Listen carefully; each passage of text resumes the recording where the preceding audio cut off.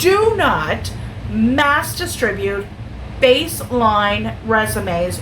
You will waste your time, and you're going to waste the employer's time.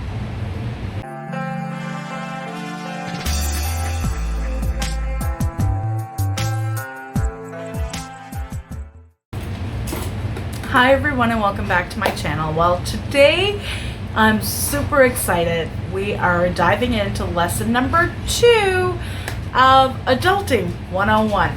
And although that is a catchphrase so many people are using, there are books, there are ebooks, there are videos, so on and so forth, I like to keep it a little light because I'm really hoping that you're just starting in life, can hear my message, get a little bit from it. Because I'm telling you, mid-40s, I wish somebody taught me this shit when I was 18. So let's get into it. Now, you may be looking for a job, whether it's now, in the near future, when you graduate, whatever.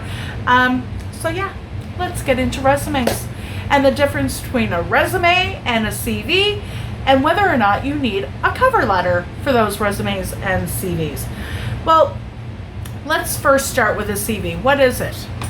CV is, and I am going to butcher this name because curriculum vitae, CV.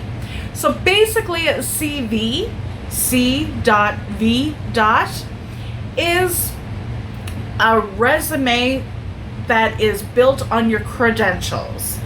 So if you are, say, a doctor, a lawyer, a teacher, a professor, you're a scientist, whatever, you have a position, a degree, and you have built a ton of experience, you're an author and you wrote 1 billion books, then a CV is perfect for you.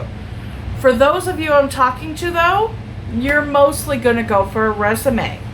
And a resume can be 1 to 2 pages. CVs are usually books long, like they can be huge. So resumes, 1 to 2 pages. There are 3 types, formats for a resume. So I just wanted to put it out there, the CV.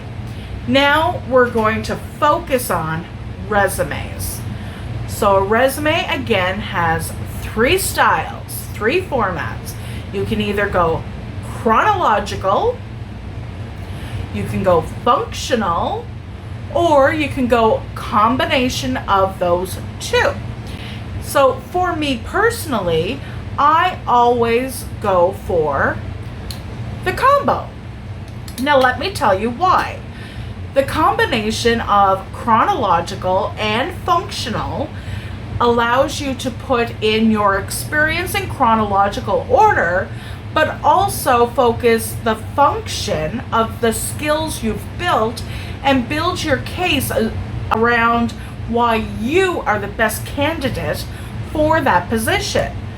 So a functional resume format is built on your skill levels.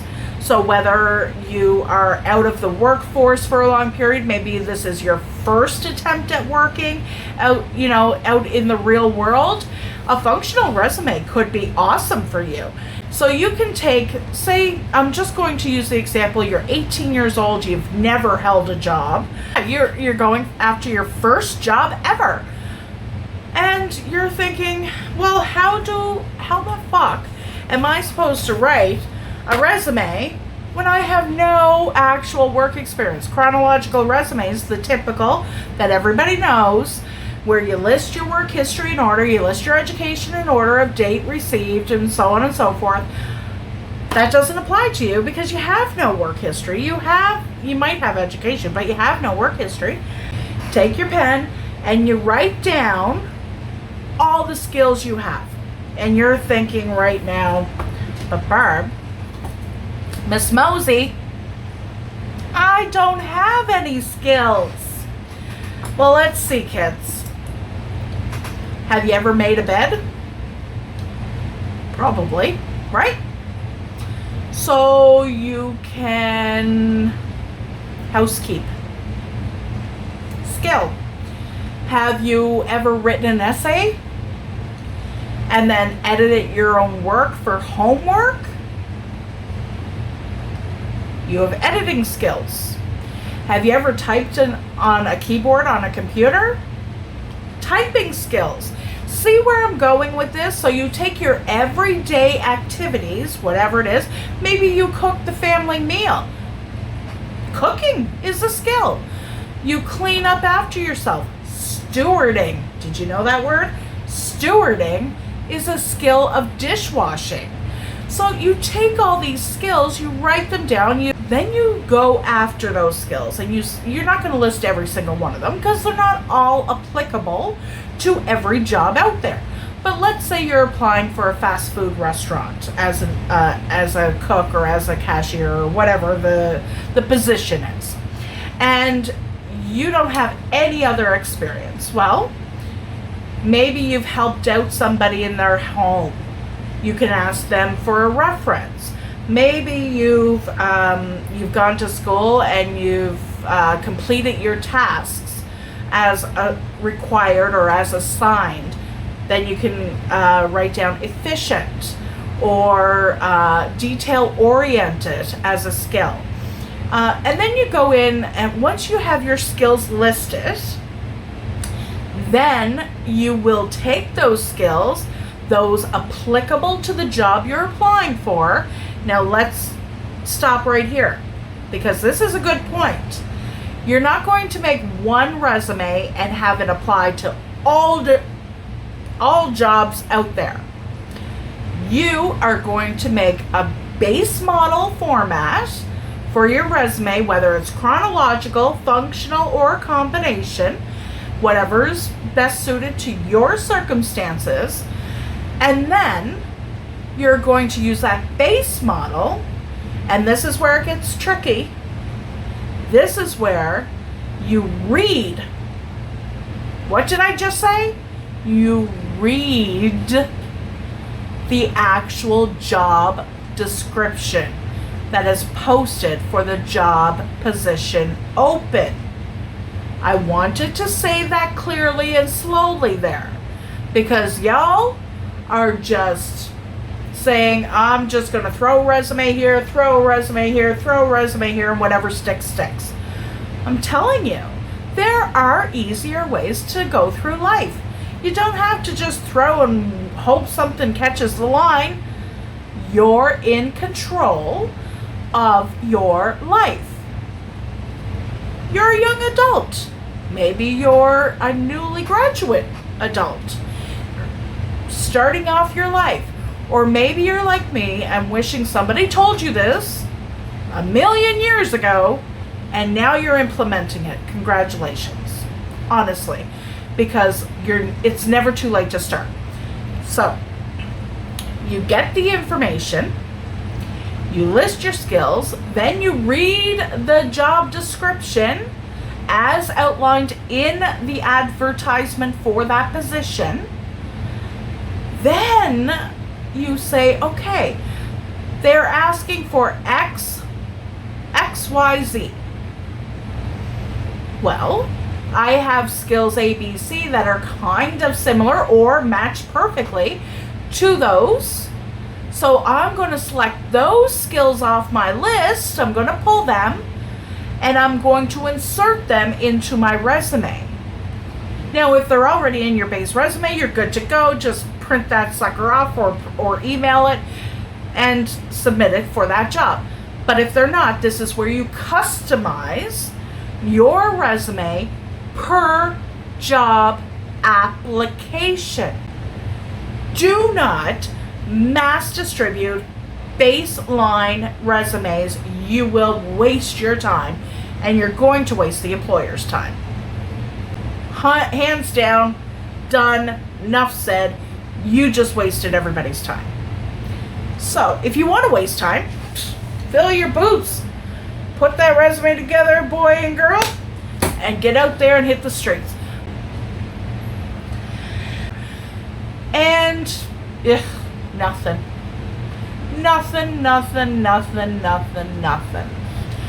Welcome to the real world, kids. That's the way the cookie crumbles sometimes. So, let's beef it up. What's next? What's next is your cover letter. What the fuck is a cover letter? I can hear you, you know. A cover letter is actually the letter that goes on top of your resume. I know, it's a lot of work to get a job. You have to do all this work just to get the job. And then once you get the job, we're going to go into that next week on how you get the job, like the interview. But once you get the job, then you just work, right? No, we'll go into that. So what is a cover letter? A cover letter is actually, like I said, the letter that goes on top of your resume as a part of your application for the job position. What goes into the cover letter? The cover letter doesn't have to be pages upon pages upon pages. It can be if the circumstances warrant it. But a cover letter is just a simple statement on why you are the best candidate for them to hire. It gives a little synopsis. Are you wondering what that word is? Google it. Synopsis. Okay, I'll save you the trouble. Synopsis is a short form or a summary of your skills. Well, that saves me the trouble of reading the resume. The only thing I'm going to read the resume for is where did they attain this skill and who can verify it, the reference. I will include details in the description below on templates and other information on more details on what you can expect when building a resume. And if you ever have questions on how to build your resume, or you're wondering, what was I talking about? You didn't quite get it? Just message me or email me. All the links are in the description below, okay? I'm here to help you learn so you don't make mistakes that myself and many people in Generation X and Millennials and even prior to Generation X have made. And no, prior to Generation X is not dinosaurs, so stop. Okay, so you need a cover letter. Yeah, I would put a cover letter, unless you're applying to a basic entry level, like fast food joint, Tim Hortons, McDonald's, Burger King, that kind of thing, or a convenience store. If you're applying to a job that requires more skill-based, more skills, then I would definitely put a cover letter with it. And it doesn't have to be fully in-depth. You don't have to be intimidated by a cover letter. Cover letter just says, hey, Mr. Jones. Don't say hey. You're actually going to address it. Dear Mr. Jones. And then continue with your letter. Then you're going to say, my name is, and introduce yourself. In the first paragraph, you're introducing yourself. You're giving a small little bit of your information. Hi, thank you for accepting this letter as part of the application for the above noted position, because you reference the actual position in the title of the letter. Thank you for accepting. My name is Barb Mosey, and I believe I am the best candidate for this position because I have X skill, which is a benefit to your company in this way. So you've really said thank you for reading the letter, what you're applying for, who you are, why you should get the job in that first paragraph. Now, second paragraph, you are going to elaborate on those skills that will make you the best candidate for them and why they should hire you. And then possibly in the third paragraph, and this goes into kind of a circumstantial situational basis on whether or not the job position actually requires such an in-depth letter. So third paragraph would be a continuation on that, and then really urging them to hire you or at least contact you and speak with you in person on an interview. Now, interviews, COVID, might be on Zoom or Skype. You might do it across a board table where you're 6 feet apart. Things are changing in the world, so keep up to date on this information. But cover letters are very, very strong influencers to employers, your potential employers, to at least give you the opportunity to speak for yourself. And once you have that foot in the door, you are able to speak for yourself. That's your sales pitch. That's when you get in and you say, Mr. Jones, I can do it because of these skills. Well, what are your strengths, weaknesses? We'll get into all that next week on interviews. Okay? So I'm not going to spoil it. Now, I went into how long should it be? Are they necessary? When is it okay not to? And I touched on that. Entry level, very simple jobs like working in fast food, corner stores as cashiers, things like that. I'm not saying that people who work in these jobs are simple. I'm saying that these are entry level jobs, and those that handle or work entry level jobs, great. We need people in those positions. They're there for a reason. We need people to be in those positions so that those jobs are getting done. What I'm not saying, or what I am saying, is that entry level is just that. In most circumstances, a person is taking an entry level job as a means of a stepping stone to further their career. Makes sense, right? Okay. Now, who should I address? I mentioned that. If you don't have the person's name, the hiring manager's name, or the general manager's name, if you don't have the manager's name, the person's name that you need to address in the letter, it is okay for you to use "to whom it may concern," or you may use "dear hiring manager." That is okay in that circumstance. Optimal circumstances, you will call the agency, you will call the company, and you will inquire, I am applying for X job, whom shall I address the letter? To whom shall I address the letter? Speak proper English. And then either you'll get Mr. Jones, Mr. Reginald Jones, or Miss Sharon Lewis. Why I picked those names, I have no idea.